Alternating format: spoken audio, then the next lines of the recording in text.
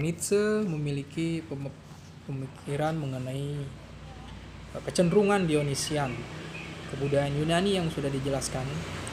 Sikap mental Dionisian ini menurutnya telah menyelamatkan kebudayaan Yunani dari pesimisme hidup sebagaimana dianut oleh Schopenhauer. Sikap Dionisian adalah mengiyakan hidup ini apa adanya. Mentalitas Dionisian inilah yang dimiliki oleh para jenius dalam kebudayaan Yunani prasokratik. Mentalitas inilah yang kemudian dimusuhi dan dibasmi oleh para filsuf Sokrates atas nama rasionalitas dan diperhebat oleh agama Kristen. Agama Kristen menurutnya vampirisme moral. Agama ini menghisap darah kebudayaan atas nama moralitas, yakni daya-daya vital yang memungkinkan kebudayaan menghasilkan jenius-jenius dan inovasi-inovasi. Mengatasi sejarah. Kalau Nietzsche meneliti masa silam Yunani, penelitiannya itu tidak sama dengan penelitian sejarah biasa. Studi sejarah yang dilakukan dalam zaman modern mengandaikan bahwa peristiwa-peristiwa masa silam tak mungkin terulang karena sudah lewat dan menjadi fakta sejarah. Demikianlah yang dilakukan oleh aliran sejarah atau historisisme. Penelitian sejarah macam itu memiliki asumsi bahwa ilmu pengetahuan lebih penting daripada kehidupan. Nietzsche membalikkan asumsi itu bahwa kehidupan bukan hanya lebih penting daripada ilmu sejarah, tetapi juga memiliki kekuatan yang lebih menentukan daripada pengetahuan kita. Jika demikian, penelitian sejarah harusnya mengabdi pada kehidupan, artinya studi sejarah harus menghasilkan kebahagiaan manusia. Dalam hubungannya itu, Nietzsche membedakan antara bersikap historis dan tidak historis. Untuk bertahan hidup, manusia harus menggunakan memorinya, maka sikap historis itu perlu. Namun terkadang sejarah atau memori itu justru menghalangi kebahagiaan. Maka sama perlunya dengan sikap historis adalah sikap tidak historis, yakni kemampuan untuk melupakan. Sikap ketiga yang dianut Nietzsche dalam filsafat kebudayaannya adalah suprahistoris. Baginya, masa silam bisa mengajarkan sesuatu bagi masa kini, bahkan menjadi nubuat bagi masa depan. Dengan kata lain, ada makna-makna yang melampaui perubahan sejarah. Dalam karya awalnya, makna-makna suprahistoris itu bukanlah moralitas, melainkan estetika. Sebagaimana tampil dalam mentalitas estetis Yunani kuno yang diidentifikasi olehnya sebagai Apollonian dan Dionysian. Dengan pandangan suprahistoris itu, penelitian Nietzsche diarahkan ke zamannya juga. Menurutnya Jerman pada abad ke-19 sangat didominasi oleh ilmu pengetahuan dan situasi intelektual macam ini sangat memusuhi tenaga-tenaga vital yang bersifat Dionysian. Demokrasi, nasionalisme, sosialisme yang berkembang pada zaman itu dilihatnya sebagai dekadensi, sebab memaksakan keseragaman, mendukung semangat mediokrasi tengah-tengah dan memusuhi para jenius. Baginya rasionalisasi kehidupan macam itu merupakan suatu destruksi laten kebudayaan seperti yang berlangsung dalam kebudayaan Yunani sesudah Sokrates. Dalam bagian ini kita akan membahas dua pokok filsafat Nietzsche mengenai moralitas. Pertama, kita perlu memahami terlebih dahulu metode yang dipakai Nietzsche untuk mengkritik moralitas. Genealogi moral. Di atas sudah dijelaskan bahwa Nietzsche berfilsafat dengan aporisme. Di samping itu perlu ditambahkan bahwa dia juga berfilsafat dengan perumpamaan atau cerita-cerita. Distingsi yang terus dipertahankan para filsuf sebelumnya antara mitos dan logos, antara cerita dan sejarah sungguh-sungguh dikaburkan olehnya. Dia juga tidak berpusing-pusing dengan konsistensi ceritanya dan tak sabar dengan detail. Meski demikian, target filsafatnya tetap tegas. Membuka kedok dari segala yang diagungkan oleh kebudayaan barat sebagai suatu dekadensi. Cara berfilsafat macam itu dapat ditemukan dalam kritik-kritiknya atas moralitas kebudayaan Barat. Kritiknya itu termasuk dengan nama yang diperkenalkannya sendiri sebagai genealogi moral. Dalam bukunya Jenseit vom Guten und Bösen, melampaui baik dan buruk, Beyond and Evil, Beyond God and Evil. Misalnya Nietzsche berbicara tentang benda-benda gelap di dekat matahari yang tak pernah kita saksikan. Lalu dia menyejajarkan fakta astronomis ini dengan moralitas. Jadi di belakang soal baik dan buruk terdapat sebuah kenyataan gelap. Jika begitu, apa yang terang benderang, yaitu moralitas, harus dianggap sebagai semacam hieroglif atau tanda-tanda yang menyembunyikan sebuah rahasia kegelapan. Rahasia ini bisa dibuka dengan penafsiran yang disebutnya sebagai genealogi. Genealogi adalah penyingkapan kedok nafsu-nafsu, kebutuhan-kebutuhan, ketakutan-ketakutan, dan harapan-harapan yang terungkap dalam sebuah pandangan tertentu mengenai dunia. Misalnya dalam moralitas. Jadi moralitas ditangani oleh Nietzsche sebagai semacam bahasa isyarat dari emosi-emosi. Kedok atau bahasa isyarat itu adalah rasionalitas, objektivitas, atau universalitas pandangan tertentu. Padahal menurut Nietzsche, semua itu hanya menyembunyikan sudut pandang terbatas dari penganutnya.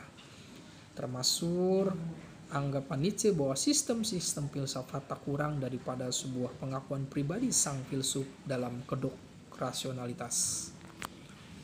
Dikatakan juga bahwa filsuf itu kekanak-kanakan kalau menyandarkan kebenaran hanya pada satu premis atau proposisi, itu adalah kemerosotan moral. Moralitas tuan dan moralitas budak. Dalam buku Jenseit vom Guten und Bösen itu, Nietzsche mengatakan bahwa dia sudah menemukan dua macam moralitas manusia. Pendapatnya ini pun disampaikan dalam bentuk cerita. Suatu ketika ada dua jenis manusia, yaitu kasta aristokrat atau para tuan dan rakyat kecil atau kasta para budak. Dari dua jenis kasta manusia ini menurutnya lahirlah dua macam moralitas. Moralitas tuan dan moralitas kaum budak atau kawanan. Bagi para tuan itu moralitas adalah ungkapan hormat dan penghargaan terhadap diri mereka sendiri. Mereka sungguh yakin bahwa segala tindakannya adalah baik. Meski demikian, mereka tidak mengklaim bahwa moralitasnya universal. Moralitas tuan ini tidak menunjukkan bagaimana seharusnya orang bertindak, melainkan bagaimana tuan itu nyatanya bertindak. Jadi dari tindakannya sendiri lahir nilai-nilai otentik. Baik dan buruk sama nilainya dengan ningrat dan rendah, dan soal baik dan buruk itu bukan ditujukan pada tindakan melainkan pada pribadi yang melakukannya. Berbeda sama sekali dengan manusia tuan, para budak tidak pernah bertindak dari diri mereka sendiri sebab tergantung pada perintah tuannya. Bertindak sendiri justru akan menyangkal kodratnya. Yang dianggap baik bukanlah kedaulatan diri, kekuasaan, dan keningratan, melainkan simpati, kelemah lembutan, kerendahan hati dalam hubungannya dengan kasta rendah mereka. Karena itu kaum budak memandang para individu yang independen, unggul, kuat, dan jenius sebagai orang-orang yang berbahaya dan jahat untuk kelompoknya. Di sini sebenarnya moralitas budak membalikkan moralitas tuan. Apa saja yang dinilai baik oleh tuannya dinilai buruk oleh budak. Moralitas budak ini bersifat reaktif, yakni bersumber dari ketakutan pada tuannya. Lalu mencoba menguasai tuannya tidak dalam kenyataan, melainkan dalam dunia fiktif, nilai-nilai dengan menilai sebagai jahat. Jelas di sini Nietzsche mengkritik nilai-nilai peradaban Kristiani Platonistis yang dominan dalam masyarakat modern. Namun kita juga mengira bahwa manusia pada dasarnya seperti dilukiskan Nietzsche sebagai budak-budak itu. Dalam bukunya Genealogie der Moral, Nietzsche melukiskan bagaimana terjadinya sebuah penjungkir balikan nilai-nilai dalam agama Kristen. Di sini dia memperkenalkan istilah resentiment, yaitu sentimen kebencian terpendam yang dipelihara oleh kaum budak. Suatu ketika, demikian Nietzsche, resentiment menjadi kekuatan yang luar biasa untuk meledakkan pemberontakan di kalangan kaum budak terhadap kasta para tuan. Pemberontakan ini terutama dibayangkan terjadi dalam moralitas, yaitu dunia imajiner dan kurang pada kenyataan politik. Pada saat itulah resentimen menjadi kekuatan kreatif yang menghasilkan nilai-nilai. Resentimen menjungkir balikan penilaian baik dan buruk dari moralitas tuan. Menurut Nietzsche, pencungkir balikan nilai ini terjadi dalam agama Yahudi, khususnya dipelopori oleh para nabi Yahudi yang berhasil merendahkan nilai-nilai aristokrasi dan diselesaikan oleh agama Kristen.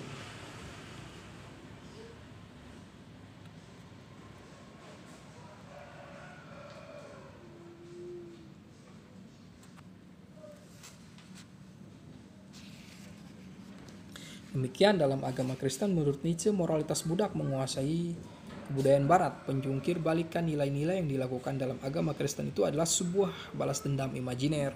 Sebab sesudah peristiwa itu, segala yang rendah, lemah, celaka, jelek, dan menderita malah disebut baik. Sedangkan yang luhur, agung, berdaulat, bagus malah disebut jahat.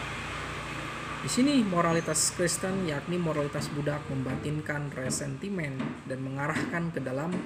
Jadi kalau dulu Tuhan mengarahkan kekuasaannya keluar kepada budaknya, sekarang orang Kristen menemukan apa yang disebut suara hati atau subjektivitas moral. Nietzsche kemudian menganggap bahwa suara hati tak kurang daripada suatu kegagalan melampiaskan resentimen kepada kasta aristokrasi, dan sekarang berbalik ke dalam menjadi bisikan hati yang selalu menegur.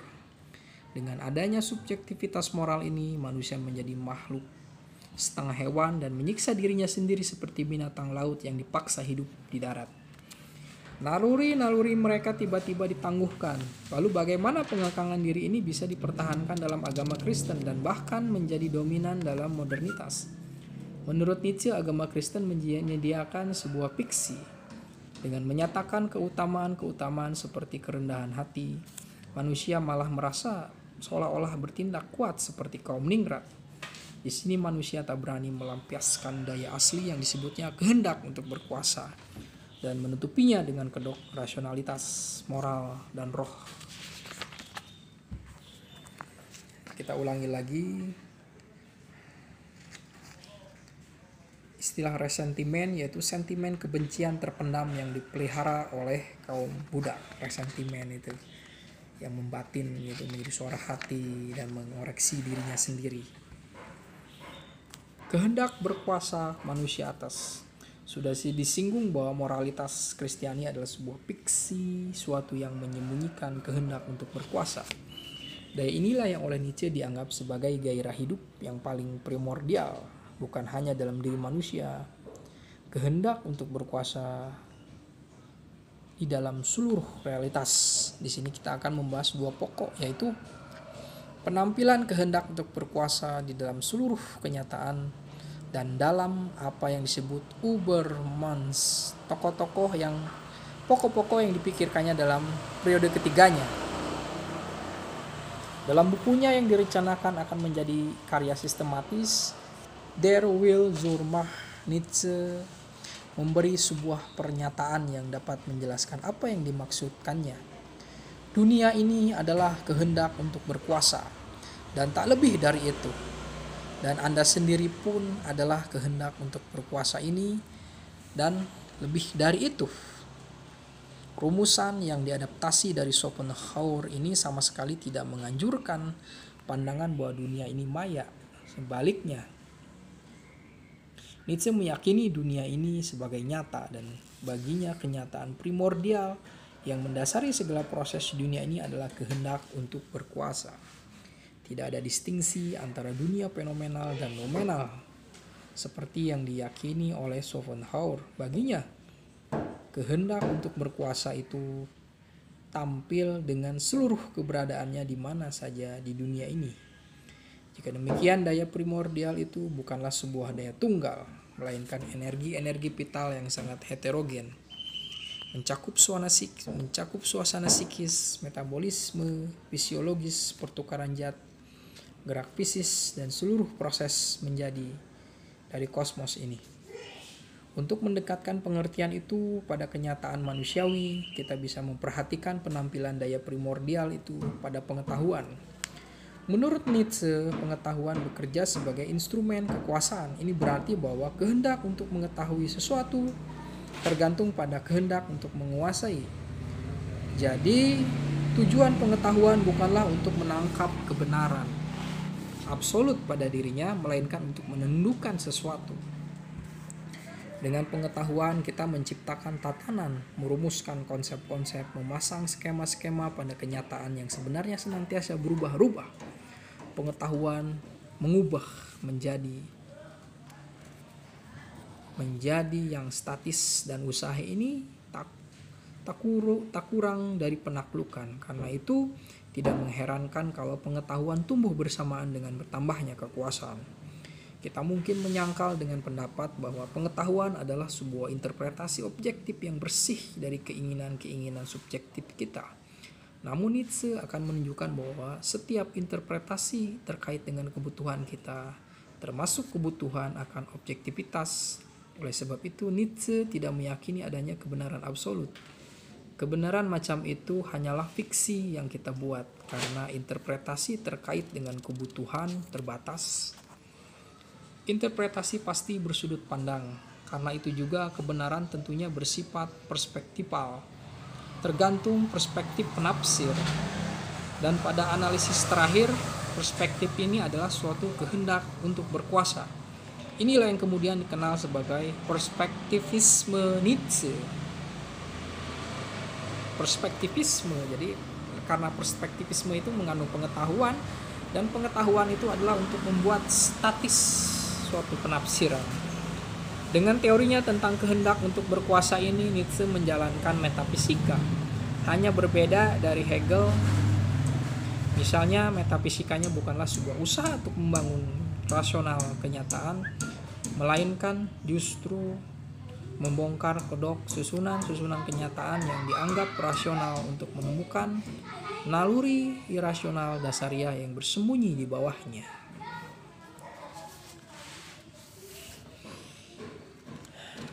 Ajaran tentang Ubermensch. Salah satu pokok gagasan Nietzsche yang terpenting dalam periode ketiganya adalah pandangannya mengenai Ubermensch atau Superman. Kata ini bisa diterjemahkan ke dalam bahasa Inggris menjadi Superman. Tetapi salah seorang komentator Nietzsche, Walter Kaufmann, menerjemahkannya sebagai Overman. Terjemahan itu kiranya lebih dekat dengan maksud Nietzsche. Over sejajar dengan Uber, yaitu di atas. Maka Ubermensch lebih baik diterjemahkan menjadi manusia atas, dengan pengertian yang diberikan dalam buku All Sprach Zarathustra. Dalam buku itu Nietzsche bercerita tentang Zarathustra, seorang tokoh pembaru agama Zoroastrianisme. Dengan cerita itu Nietzsche berfilsafat. Melalui mulut tokoh ini Nietzsche mengucapkan isi pandangannya yang termasuk, "Aku mengajarkan kepada kalian mengenai manusia atas. Manusia adalah sesuatu yang seharusnya dilampaui. Aku mengajarkan kepada kalian mengenai manusia atas. Manusia adalah sesuatu yang harus dilampaui." Kata dilampaui di sini dimengerti seperti kalau kita memahami bahwa kera telah dilampaui oleh manusia. Tidak gampang menjelaskan maksud Nietzsche dengan manusia atas tersebut. Dengan konsep ini dia sedang berbicara dan berharap mengenai masa depan. Dia meramal mengenai manusia dari masa depan. Untuk menjelaskan ini, kiranya kita bisa kembali pada gagasan awal Nietzsche mengenai kebudayaan. Tujuan kebudayaan sesungguhnya adalah menghasilkan jenius-jenius yang memberi makna kepada kehidupan ini, menumbuhkan bunga yang paling indah dari kebudayaan itu. Kebudayaan yang menganjurkan sikap tengah-tengah rata-rata hanya akan membasmi bakat-bakat dan mentotalisir para individu menjadi kawanan. Sebab itu Nietzsche mengecam sikap nasionalisme.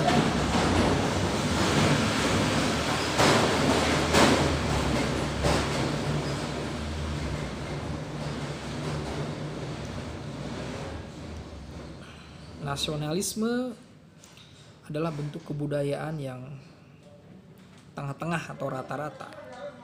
Negara nasional hanya menghasilkan kerumunan massa atau massa.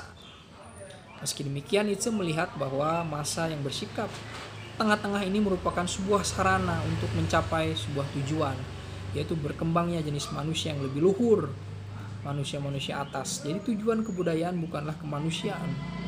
Kemanusiaan adalah jembatan untuk mencapai tujuan, yaitu manusia atas, Ubermensch. Manusia atas atau Ubermensch bukanlah orang barbar atau liar, tak tahu aturan. Dia bukan seorang immoral, melainkan menciptakan nilai-nilainya sendiri. Karena itu muncullah manusia Ubermensch, harus didahului dengan kemampuan mengadakan transvaluasi nilai-nilai atau penjungkir balikan nilai-nilai. Nilai-nilai Kristiani harus dijungkir balikan dulu. Di samping mampu menciptakan nilai-nilainya, manusia atas tidak sekedar memiliki daya-daya mental yang lebih tinggi daripada manusia, melainkan juga memiliki kekuatan fisik sangat berbudi bahasa. Nietzsche melukiskan manusia atas itu sebagai perpaduan antara Napoleon dan Goethe, bahkan perpaduan antara Julius Caesar dan Kristus. Tetapi lukisan itu tidak pernah memadai untuk Nietzsche sendiri. Akhirnya manusia atas inilah yang dibayangkan Nietzsche sebagai teladan. Berkata ya kepada kehidupan dengan segala isinya. Dia mengakui dirinya sebagai Der Will Zurmach dan tidak menutupinya dengan kedok. Dalam arti ini, manusia atas dekat dengan gambaran Dionysos yang dipuja sejak awal.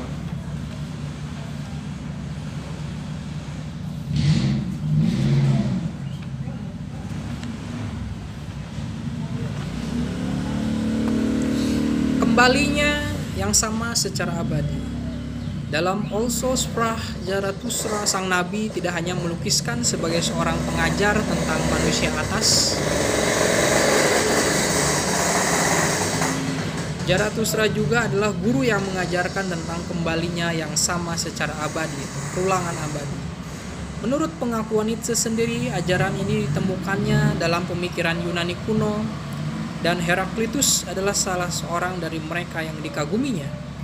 Ajaran ini mengatakan bahwa dunia ini dengan segala kebaikan dan keburukannya, keluhuran dan keniscayaannya, keagungan dan kekerdilannya akan hancur dan kemudian akan muncul kembali dengan segala detailnya secara persis sama berkali-kali sampai tak terhingga. Kenyataan macam ini sangat mencemaskan dan menyesakkan. Nietzsche sendiri mengakui bahwa kenyataan macam itu menimbulkan rasa jijik, sebab orang yang paling rendah bahkan dirinya sendiri akan muncul lagi dalam kehidupan yang sama ini. Nietzsche berpendapat bahwa kenyataan itu pun diterima dengan sukacita oleh manusia atas, sebab dia 100% mengatakan amin kepada kehidupan ini walaupun akan berulang secara abadi. Teori kembalinya yang sama secara abadi itu erat kaitannya dengan penolakan Nietzsche terhadap kenyataan transenden yang melampaui dunia ini, misalnya ide Allah dalam monoteisme.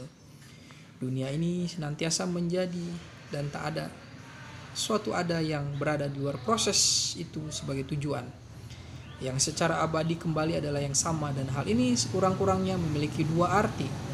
Tidak ada Allah pencipta, tak ada sein yang kreatif di luar dunia ini. Karena itulah segalanya kembali secara sama. Ide tentang peristiwa unik tak terulangi di hadapan Nietzsche tak kurang dari pengakuan diam-diam tentang ide Allah pencipta.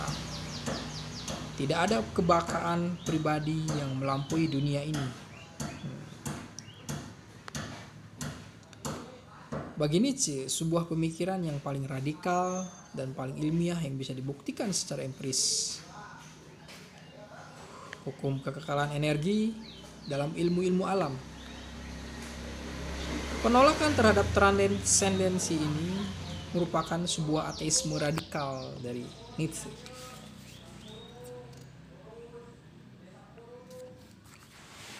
Sudah disinggung bahwa sudah sejak muda Nietzsche menjadi ateis, yaitu ketika menjadi seorang profesor ketika menjadi murid Profesor Ritzel di Leipzig. Usianya usia waktu itu 21 tahun. Tidak mudah menemukan permulaan ateisme Nietzsche dalam karya-karyanya. Di dalam kritik atas teisme menjadi napas dalam hampir seluruh karyanya dan memuncak dalam Antikris. Meskipun demikian, sebuah pengumuman terang-terangan untuk ateisme dapat kita baca dalam aforisme 125 buku Die Vorliche Wissenschaft, pengetahuan ceria, sains girang. Di situ Nietzsche menceritakan mengenai orang gila yang membawa sebuah lentera menyala ke tengah-tengah pasar dan berseru terus-menerus, "Aku mencari Allah, aku mencari Allah." Orang-orang di pasar itu menertawakannya, tetapi si gila itu malah melompat ke tengah-tengah mereka dan menatap mereka sambil berteriak, "Kemana Allah? Aku memberitahu kalian, kita sudah membunuhnya. Kalian dan aku, kita semua pembunuh. Tapi bagaimana kita melakukan ini? Bagaimana kita dapat meneguk habis lautan? Siapa yang memberi kita spon untuk menghapus seluruh cakrawala? Siapakah yang kita lakukan bila kita apakah yang kita lakukan bila kita melepaskan bumi ini dari mataharinya? Kemanakah bumi bergerak sekarang? Kemanakah kita bergerak menjauh dari segala matahari? Tidakkah kita tenggelam terus-menerus? Mundur ke samping, maju, dan ke segala arah. Masih adakah naik turun? Tidakkah kita tersesat ketiadaan tak berhingga? Tidakkah kita menghirup ruang kosong? Allah sudah mati dan kita telah membunuhnya. Sudah itu, si gila diam menatap para pendengarnya. Mereka pun membisu. Si gila melemparkan dan meremukkan lentaranya dan pergi sambil berkata, "Saya datang terlalu dini. Waktuku belum sampai. Peristiwa luar biasa ini masih sedang menjelang." Dalam perumpamaan itu Nietzsche melukiskan dirinya sebagai orang gila tersebut, dan dia bukan hanya mengumumkan ateisme melainkan juga meramalkan datangnya zaman ateis. Kegilaan di sini adalah kehilangan Allah, dan orang-orang zaman itu tidak memahaminya sampai datang zaman kegilaan universal, yaitu penemuan kesadaran bahwa manusia telah kehilangan Allah.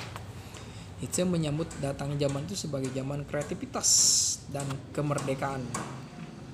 Dalam arti Nietzsche menganggap agama Kristen sebagai vampirisme.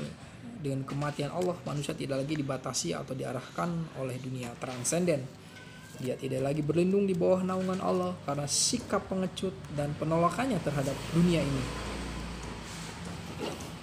Keadaan manusia tanpa Allah adalah kemerdekaan mutlak. Demikianlah yang sudah disebutkan di atas. Nihilisme. Dengan sebuah istilah keadaan itu disebut nihilisme. Nihilisme adalah suatu keadaan tanpa makna, hilangnya kepercayaan akan nilai-nilai yang berlaku dalam agama Kristen akibat kematian Allah. Hilangnya kepercayaan itu akhirnya juga menghilangkan kepercayaan manusia pada segala nilai. Nihilisme pasif adalah persetujuan yang bersikap pesimistis bahwa nilai-nilai itu tidak ada dan hidup ini tanpa tujuan. Mereka yang menganut sebenarnya merindukan makna dan moralitas tapi tidak sanggup menemukannya. Kemudian ada nihilisme aktif, adalah sikap setuju akan hilangnya nilai-nilai dan makna. Raibnya makna dan moralitas dialami sebagai kemenangan dan pembebasan. Di sini orang tidak mencari meneguhkan nilai-nilai lama, melainkan melahirkan nilai-nilai baru yang diciptakannya sendiri. Jadi seorang nihilis aktif akan mengatakan ya terhadap kehidupan dan dunia dengan segala isinya, yaitu kepanaan, kepedihan, kebahagiaan, ketakutan, penyakit, kemuliaan, perubahan. Tindakannya tidak diabadikan demi peneguhan nilai-nilai, sebab tindakannya itu ialah nilainya. Dalam bukunya yang ditulis sebagai semacam autobiografi Ecce Homo, Nietzsche menulis suatu ramalan tentang dirinya sendiri. "Aku tahu nasibku, suatu hari nanti namaku akan mengingatkan sesuatu yang dahsyat, suatu krisis yang tak terperikan di bumi. Tabrakan hati nurani yang paling mendalam, suatu keputusan yang diambil melawan segala sesuatu yang telah dipercayai, dituntut, dimuliakan selama ini. Aku bukanlah seorang manusia, aku adalah dinamit. Aku adalah dinamit." Kalimat-kalimat ini kedengaran bombastis, tapi kalaupun dapat disangkal dalam kenyataan sosial, agaknya kalimat-kalimat itu melukiskan pengaruh Nietzsche.